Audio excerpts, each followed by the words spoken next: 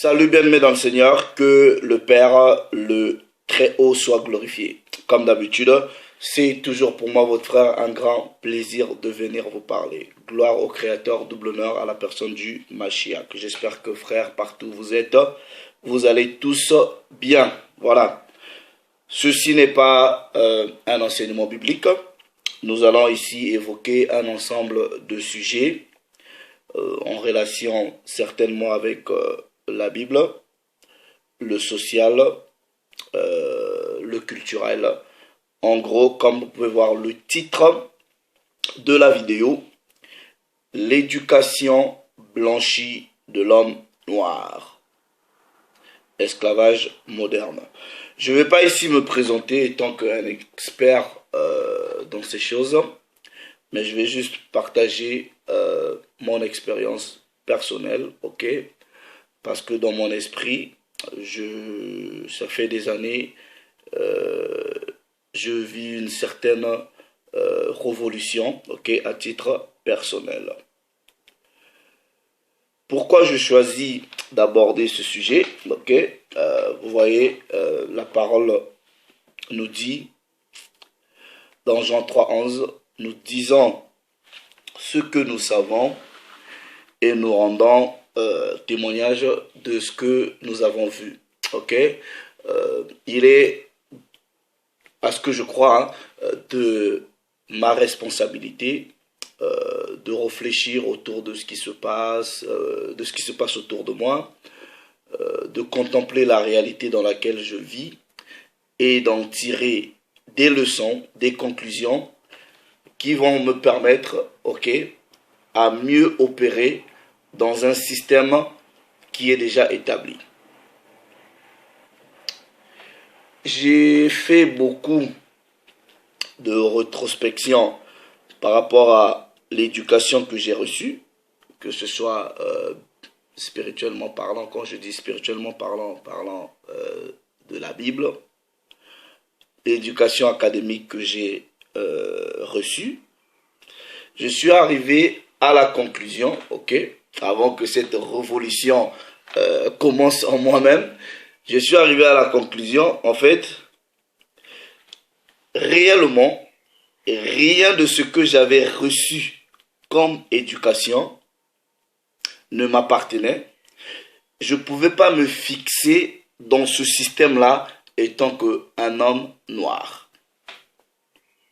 Et ce qui fait que dans ce système, dans cet ensemble, dans cette éducation spirituelle, culturelle, sociale, ok, tout a été mis en place pour que je me déteste moi-même et je préfère aimer les autres, en disant les blancs. Et quand j'ai entamé ma révolution personnelle, à bas âge, j'ai été taxé de rebelle, quelqu'un de bizarre, même jusqu'à aujourd'hui, ça n'a pas changé. Mais au fur et à mesure, je pense que je ne me suis pas trompé. Je ne sais pas comment est-ce que ça s'est arrivé. Je pense que c'est Dieu qui l'a voulu ainsi. Et aujourd'hui, j'ai des enfants. Je me suis dit, j'ai pas eu cette chance-là de mon côté. À ce que même les gens qui étaient autour de moi, ma famille, mes parents, me disent de regarder les choses autrement, différemment. Et je me dis, je me dois de faire les choses différemment de ce que j'ai pas reçu de mes parents. Je ne contrôle pas cette société, je ne peux pas dire que c'est la faute de mes parents. Si j'ai reçu cette grâce que le Père a permis qu'il se crée en moi une certaine révolution, je pense aussi faire profiter de cela à ma propre progéniture. Ce qui fait que j'étais avec les enfants, on sortait en famille, et dans le train, on arrive à une station ici à Londres. Et quand on arrive à la station, il y a une annonce qui dit « Vous pouvez descendre ici pour aller visiter Buckingham Palace ». Bon, Buckingham Palace, c'est, on va dire officiellement, là où c'est la résidence plus ou moins officielle de la reine d'Angleterre. Et quelque part, j'ai senti une certaine excitation dans les yeux des enfants. Elles étaient un peu agitées. Si en ce moment, elles vont me demander « Ah papa, ben, donc on est venu pour visiter Buckingham Palace ». Je leur ai dit carrément non. Ok? On n'est pas venu pour visiter Buckingham Palace. On va aller quelque part. Mais si vous voulez visiter Buckingham Palace, on doit d'abord commencer par notre propre histoire, notre propre culture, ok? Nos propres affaires à nous, avant d'aller visiter chez les autres. Et ce qui fait que on est d'abord parti dans un endroit, dans un quartier ici à Londres qu'on appelle Brixton. Il y a un petit centre de culture noire, ok? Et on est parti là-bas. Je vais vous montrer juste la petite vidéo. Bon, j'ai fait une petite vidéo. Family. Huh? Now, but look at the name. Yeah. Tobui Adama. Donc, dans ce centre culturel, on parle un peu de l'histoire des hommes noirs, tout ça là. Voilà. On montre des photos, les anciennes gloires de l'homme noir, et particulièrement, on va dire, des Africains.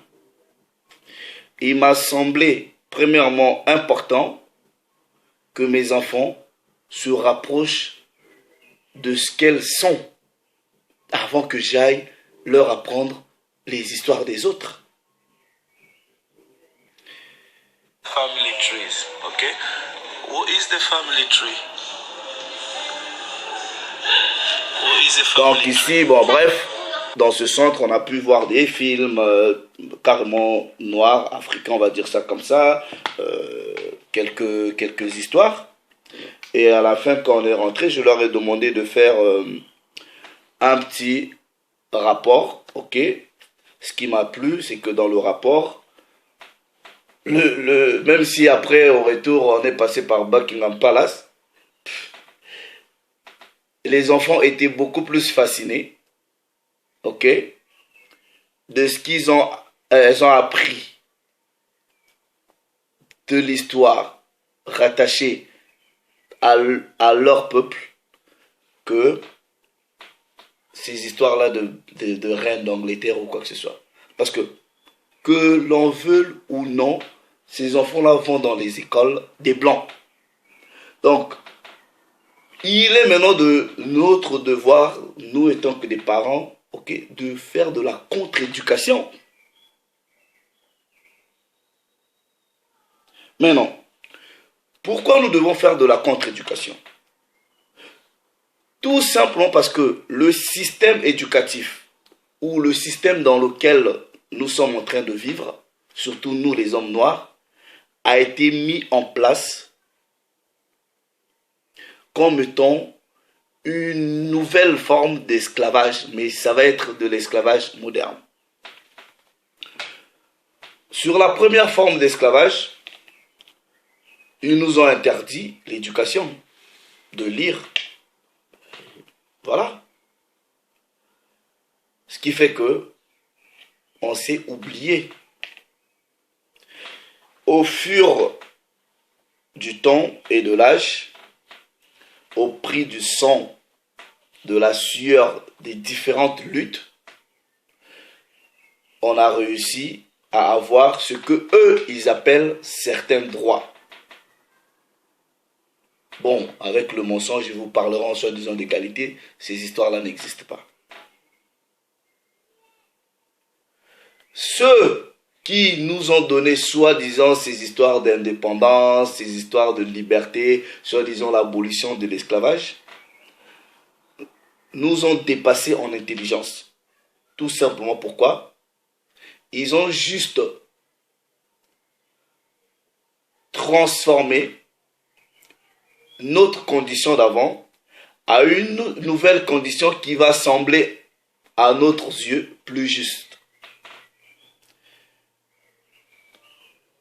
Quand vous donnez à un homme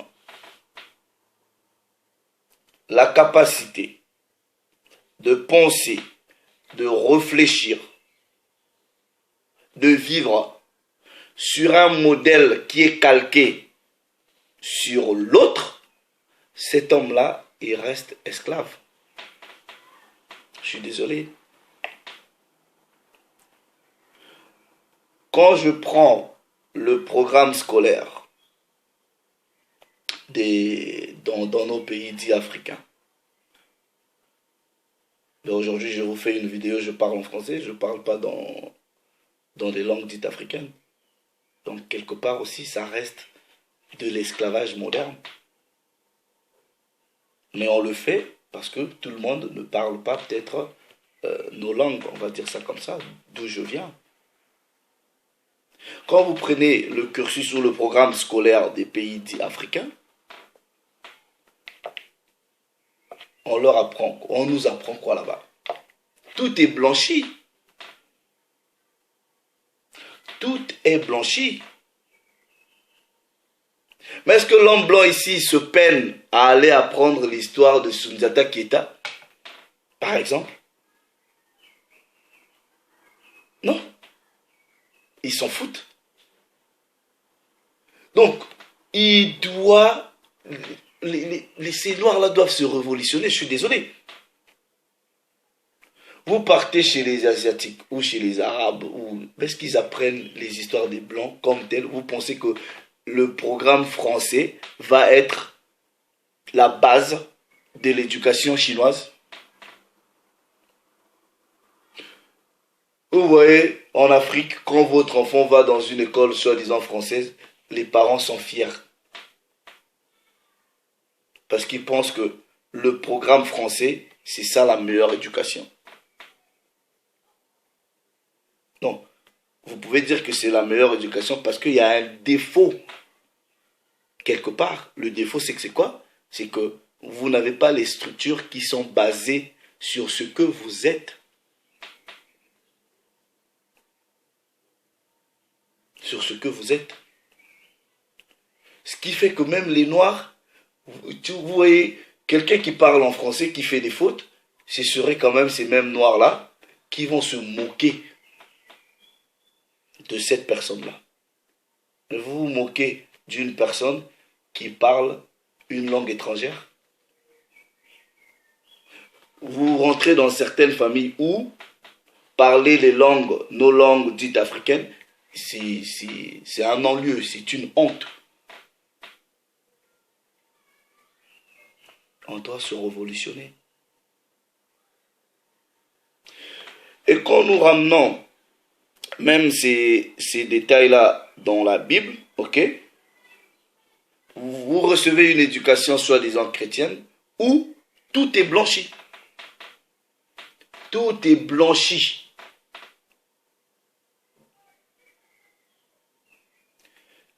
Mais l'erreur que l'homme blanc va commettre, c'est de permettre quand même à l'homme noir d'apprendre maintenant à lire et à étudier.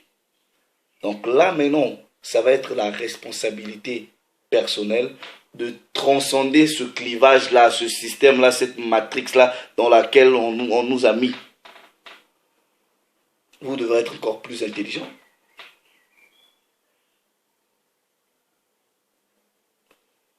Et ce qui m'a aussi poussé, parce que j'étais en train de lire ce livre ici, The Miseducation of the Negro, on va dire plus ou moins la mauvaise éducation ou le manque d'éducation ou l'éducation ratée plus ou moins du nègre. Pourquoi?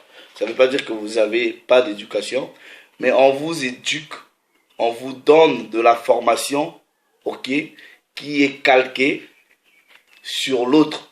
Donc vous opérez sur les pas de l'autre. Et vous êtes toujours contrôlé, vous êtes toujours esclave. Et je me rappelle, quand je faisais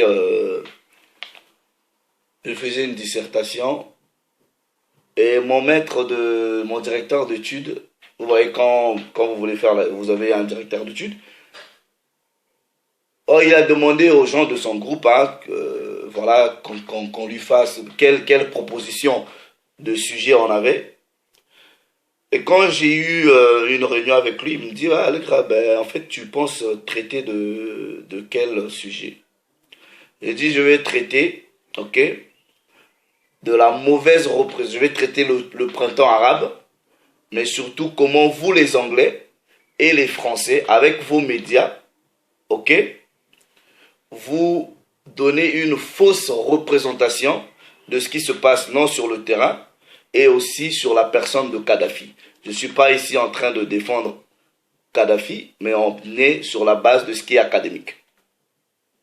J'ai dit le portrait ou les reportages médiatiques que vous, les Anglais, vous faites, et les Français ne sont pas le reflet de la réalité. Vous avez cette façon-là de faire une représentation avilissante de tout ce qui est à trait avec l'Afrique ou le noir. Mais le monsieur a passé plus d'1 heure à vouloir me persuader que c'était pas un bon sujet, jusqu'à ce que, en me demandant mais comment tu vas faire pour avoir la documentation française. Je lui dis non, mes parents habitent en France, c'est pas un problème. J'ai les chaînes françaises chez moi à la maison, je suis les médias, c'est pas un problème. La documentation, je vais la voir. Mais j'ai juste un point à prouver en disant, oui, ce qui se passe, comment vous représentez, c'est une pure fausseté. Si bien que même moi-même, la télé, là, je ne regarde pas. Bien que, ayant fait des études de médias, je ne regarde pas la télé. Parce que c'est le bourrage de cerveau. C'est le bourrage de cerveau. Et en lisant ce livre aussi,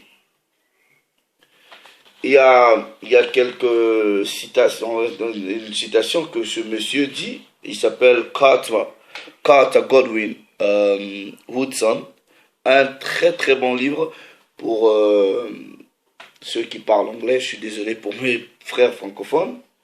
Il dit, si vous pouvez contrôler la pensée de l'homme, vous ne devrez pas vous inquiéter de ses actions.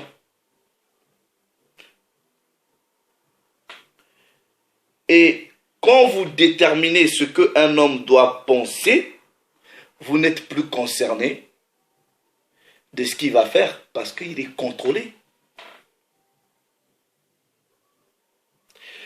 Si un homme se sent inférieur, ok, vous n'êtes même pas obligé de lui imposer son statut inférieur. On nous a éduqués. Vous voyez, parler à un Africain, quand des fois je regarde, s'il m'arrive sur YouTube des débats des Africains, tout ça là, même politique, ces gens-là vont passer beaucoup de temps à faire des citations de « Ah oui, Descartes disait ceci, oh Montesquieu disait cela ». Ils pensent impressionner les gens en citant des savants et soi-disant savants ou philosophes des blancs. Et pour lui, il a le sentiment, ben voilà, qu'il a de la connaissance parce qu'il cite ou il a lu des savants blancs. Mais tout simplement parce qu'un homme comme ça aussi, c'est-à-dire sa façon de réfléchir, tout est contrôlé. Mais il ne te donnera jamais une citation d'un sage ou d'un savant noir. Et le monsieur, il dit, donc, c'est-à-dire vous n'êtes pas obligé de lui imposer son statut inférieur parce qu'il va le chercher lui-même. Et si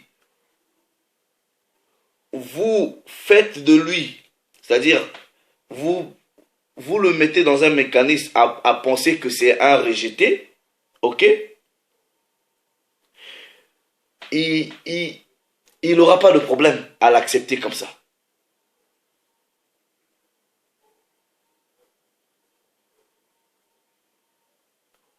Donc, ça veut dire quoi? Ça veut dire, dans cette éducation-là, on a créé, on a développé une nouvelle nature. Et cette nouvelle nature, c'est de dire que ce qui est bien, c'est sur l'autre. Ce qui est bien, c'est chez l'autre. Au départ, vous voyez les Africains, au départ, ils dépendaient des Européens. Ok? Aujourd'hui, ils commencent à développer peut-être des relations avec la Chine, mais ça reste toujours une forme d'infériorité, parce que, voilà, mais vous ne pouvez pas créer une force à vous-même. Maintenant, aujourd'hui, les Européens perdent le marché africain au détriment de ces Asiatiques, mais ça reste toujours une forme de domination pour ceux qui sont dits africains.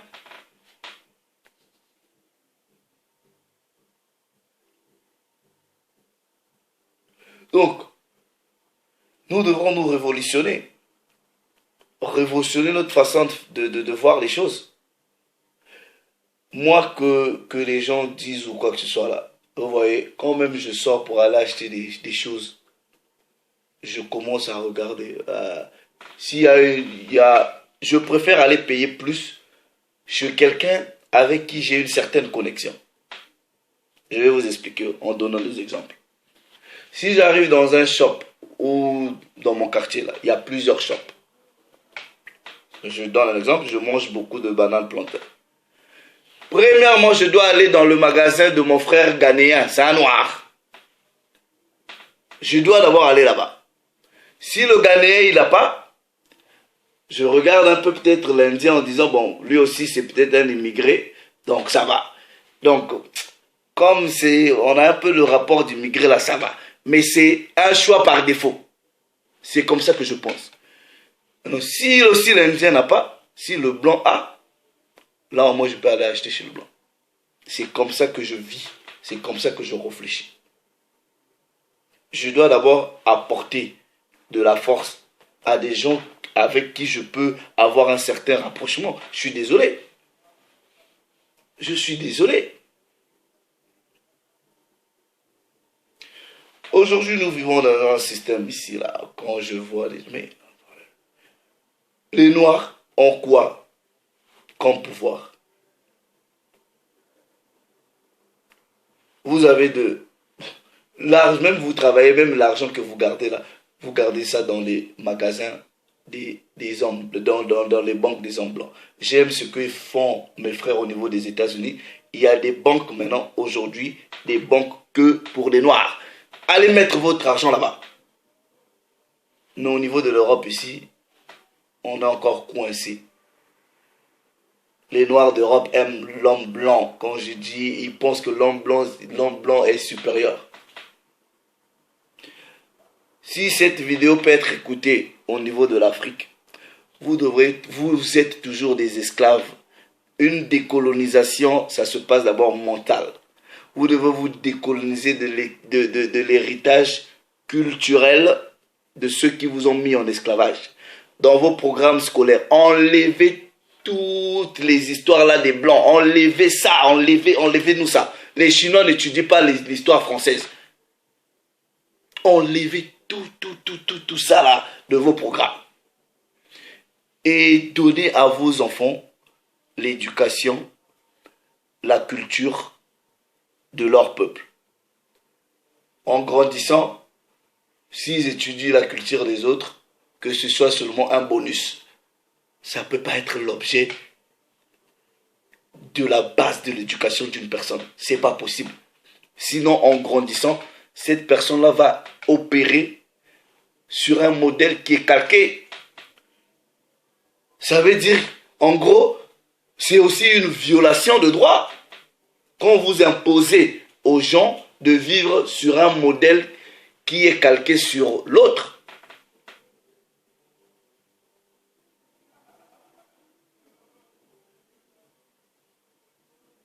Donc on reçoit une éducation qui est blanchie, c'est aussi une forme d'esclavage, mais un esclavage qui est moderne. Donc ça va prendre beaucoup d'intelligence pour que vous compreniez qu'en réalité, on n'est que des esclaves.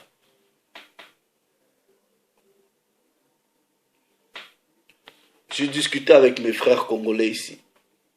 Un jour, je conduisais, j'arrive quelque part, les routes sont bloquées. Pourquoi, soi-disant, les Indiens sont en train de célébrer leur fête ou je sais pas quoi là. Et j'ai discuté avec le frère, j'ai dit, mais si un Indien ou les Sikhs ont le pouvoir dans ce pays des Blancs de bloquer des routes et on met la police là pour diriger les gens, tout ça là, ça veut dire que ces gens-là ont un certain pouvoir. Mais ce pouvoir qu'ils ont, c'est parce qu'ils sont organisés. Ces gens-là on travaille avec eux. Mais c'est juste parce que nous, les Noirs, nous ne sommes pas organisés. Je suis désolé. Nous ne sommes pas organisés, je suis désolé. On a quoi? C'est-à-dire, on a les moyens, on a la force, mais on n'a pas l'organisation. On n'a pas l'organisation. On fait peur à personne. C'est parce que nous ne sommes pas organisés. Nous ne sommes pas organisés parce que déjà on reçoit une culture, une éducation où on vous dit tout ce qui est noir, ça ne marche pas. Ce que les noirs font, ça ne marche pas. Ce qui fait qu'on se dit, ah mais bon, ça ne sert à rien. Pourquoi on va s'organiser? Ah, les histoires avec les noirs, ça ne marche pas. C'est dans la Matrix, c'est comme ça. C'est dur de sortir dedans. Il faut beaucoup d'abnégation. Il faut vous surpasser. Et même aussi, ceux qui, aujourd'hui je vous parle, en vous donnant l'impression que vous devrez sortir de là, mais il y a peut-être des gens qui ont traité de ces sujets avant moi et qui ont de l'aura. Mais ces gens-là aussi peuvent toujours être utilisés par l'ennemi pour vous distraire, mais en réalité, ils font toujours partie du même système. On vit dans un monde qui est compliqué. Il y a des frères noirs qui peuvent vous dire, ah non, vous devrez vous lever, vous devrez vous battre, ceci, cela, mais ils sont toujours contrôlés par les blancs. Voilà. Ils sont toujours contrôlés par les blancs. C'est les blancs qui les utilisent. C'est les blancs qui les utilisent. Vous voyez même spirituellement, quand aujourd'hui on se réapproprie notre histoire biblique, moi je vous dis, l'homme blanc utilisera toujours des noirs, ok, pour venir saboter le combat. Mais la vérité c'est que c'est quoi? C'est que ça c'est pas physique, c'est des choses qui sont spirituelles. Donc frère, moi je dis au moyen ou au meilleur de votre habilité, partout où vous êtes, vous devrez vous révolutionner intérieurement. Révolutionnez-vous intérieurement.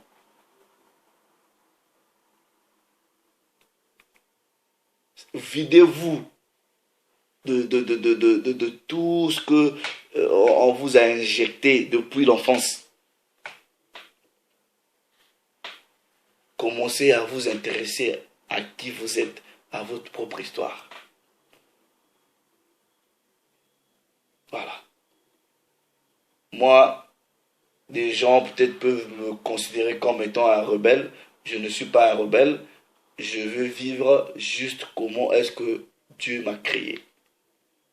Je ne peux pas aimer les autres avant que j'aime. Quand je dis les autres, je ne peux pas aimer un Chinois si j'aime pas celui qui est plus proche de moi, un Noir. Un Chinois ne va pas m'aimer s'il n'aime pas celui qui est proche de lui. C'est pas possible. Vous pouvez dire que c'est pas possible. C'est comme ça. Donc si j'ai un business à faire, moi j'ai le pouvoir d'achat, je dois d'abord donner ce pouvoir-là à l'homme noir avant que j'aille donner chez l'homme blanc. C'est pas possible. L'homme blanc ne fera pas ça. Le Chinois ne fera pas ça. Vous remarquerez,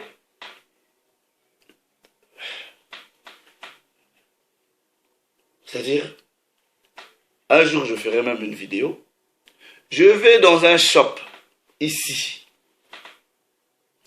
Un Chinois est en train de vendre des produits dits africains. Mais ça c'est une honte. Mais ça c'est la pure bêtise. Mais tout simplement pourquoi? Parce que on nous a, c'est-à-dire, on nous a éduqués à haïr ce qui vient de nous. À haïr ce qui vient de nous. Vous partez en France, vous voyez les mamans là qui vendent les safou au marché, la chikwang, des choses comme ça. Ça reste un petit commerce artisanal. Ok? Mais non. Les étrangers vous ont observé pendant des années. Ils ont observé, ils disent, ah voilà, ces mamans-là vendent la chikwang, vendent ceci, ah. Ils ont fait quoi? Ils vous ont surpassé en intelligence. Ils deviennent vos fournisseurs de quelque chose qui vous appartient. Un blanc, un chinois va devenir fournisseur de manioc. Moi, je ne vais pas acheter. C'est pas possible. Je ne peux pas aller acheter là-bas. C'est une honte.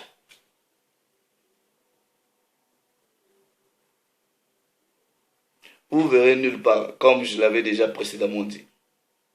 Ici à Londres, nous avons ce qu'on appelle par les chicken and chips.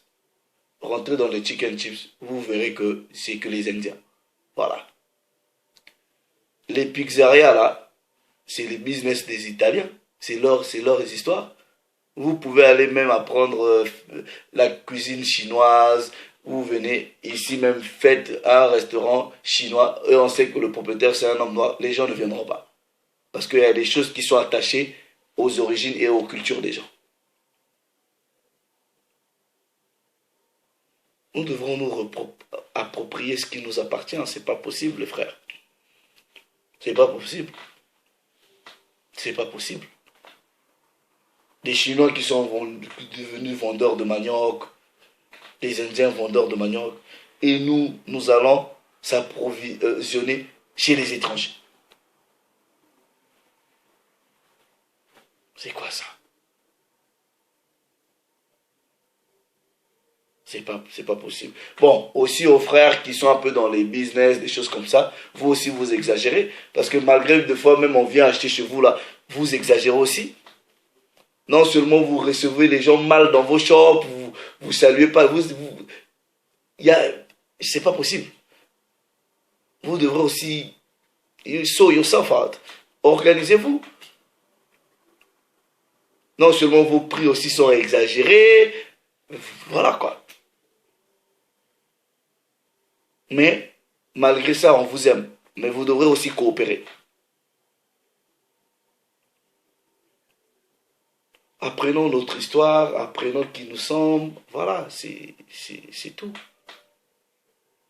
Moi, je vous dis là, vous voyez même la Bible là, si ce n'était pas l'histoire des hommes noirs, moi, je ne perdrais pas mon temps. Je vous dis, je ne perdrais pas mon temps à aller être là sur... Si ce n'était pas l'histoire de mes grands-parents, moi, avec votre frère, je ne perdrais pas mon temps sur les histoires des autres. Parce que je sais que c'est mon histoire. Voilà. Donc, je ne vais pas aller me concentrer à perdre mon énergie à aller sur les histoires des autres. Chacun ses histoires. C'est comme ça.